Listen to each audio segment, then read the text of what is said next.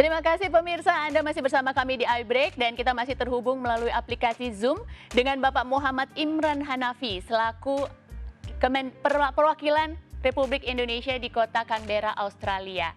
Baik, Pak, selanjutnya kita akan membahas seputar program Belajar Merdeka, tetapi mungkin lebih kepada beasiswanya. Seperti yang kita ketahui, Australia ini adalah salah satu destinasi belajar favorit. Nah, kira-kira persyaratan apa sih yang harus dipenuhi untuk bisa mendapatkan beasiswa di sana, Pak? Oke, saya ingin menyampaikan terlebih dahulu skema beasiswa yang ada untuk belajar di Australia ini. Yang pertama dari pemerintah Indonesia itu ada namanya LPDP.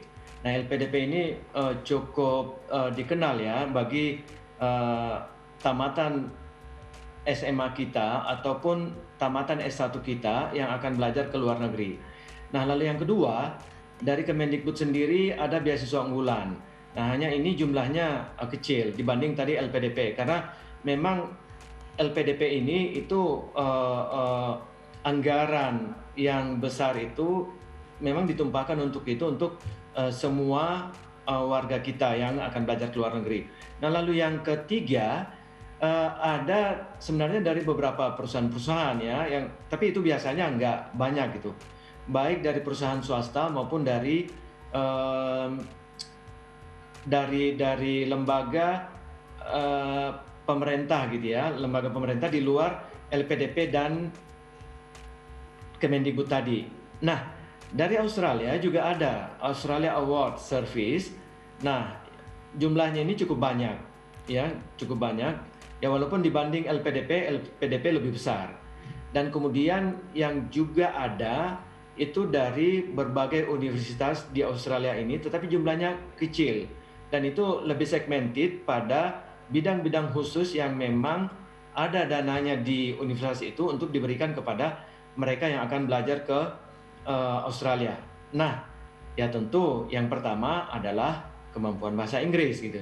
Kemampuan bahasa Inggris, ya IELTS minimal 6,5 lah itu, minimal 6,5. Akan lebih baik kalau kita bisa memiliki IELTS ya 7 atau 7,5 gitu. Itu akan sangat membantu kita di dalam mengikuti perkuliahan. Nah, lalu yang kedua, tidak hanya sekedar bahasa Inggris, tetapi materi yang bersifat substantif dalam kaitan dengan ilmu yang akan kita pelajari. Dan kemudian selain itu, nah ini dalam kaitan dengan beasiswa yang akan diberikan oleh lembaga-lembaga seperti LPDP atau seperti AAS, Australia Award Service itu, mereka itu juga mengedepankan kemampuan leadership. Nah, kemampuan leadership ini yang nantinya itu bisa membantu mereka yang belajar di luar negeri itu untuk mengembangkan dirinya lebih lanjut di masyarakat ketika mereka selesai, baik mereka di Indonesia maupun di Australia atau dimanapun mereka berada gitu. Dan kita berharap bahwa apa yang mereka dapatkan di Australia ini itu nantinya akan bermanfaat khususnya bagi warga negara Indonesia, bagi bangsa dan negara Indonesia. Nah, syarat-syarat itu memang hal yang utama ya, yang harus dimiliki oleh seorang calon mahasiswa yang akan kuliah di sini gitu. Nah, lebih jauh dari itu tentang kepribadian, tentang kedisiplinan, ya di luar persyaratan utama tadi itu juga harus dimiliki gitu, sehingga kita lebih mudah untuk menyelesaikan masa kuliah kita di Australia ini. Namun perlu saya sampaikan bahwa memang Australia ini sangat favorit bagi anak-anak Indonesia. Jumlah mahasiswa Indonesia yang terbesar di luar negeri itu ada di Australia. Jumlahnya 20.874 yang enroll sampai September kemarin. Nah, namun di antara 20.000 itu memang kebanyakannya adalah mereka yang belajar di bidang vocational. Justru bukan di master atau PhD, tapi kebanyakannya adalah di vocational dan juga S1. Nah, ini menjadi tempat favorit. Nah, justru mereka yang di vocational ini dan yang di S1 ini, mereka yang membiayai diri sendiri gitu. membiayai diri sendiri. Baik, Nah, baik Pak. Selain biaya pendidikan, biaya apa saja yang akan ditanggung Pak? Oke, kalau dari beasiswa itu semua ya. Oke, jadi mereka diberikan uang kuliah dan juga uang biaya hidup ya, living allowance selama di sini.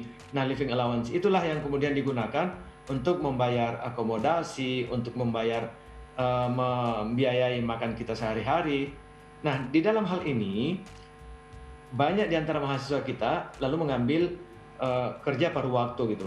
Nah, seperti yang saya katakan tadi, kerja paruh waktu ini baik yang dilakukan secara informal maupun yang formal, ya, tadi di dalam bentuk kegiatan pembelajaran, praktek kerja atau magang itu. Nah, yang dilakukan oleh mahasiswa itu, nah ini cukup membantu mereka.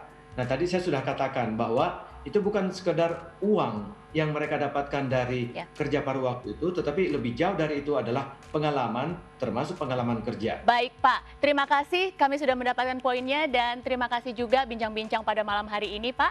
Tidak terasa kita sudah sampai di penghujung acara. Terima kasih kepada Bapak Muhammad Imran Hanafi selaku Advikbud Perwakilan Republik Indonesia di Kota Canberra, Australia yang sudah menyempatkan waktunya untuk berbincang bersama kita pada malam hari ini. Terima kasih juga untuk pemirsa dimanapun Anda berada. Akhir kata saya Josephine Putri beserta segenap kru yang bertugas mohon pamit undur diri. Sampai jumpa dan kita jumpa lagi di episode mendatang.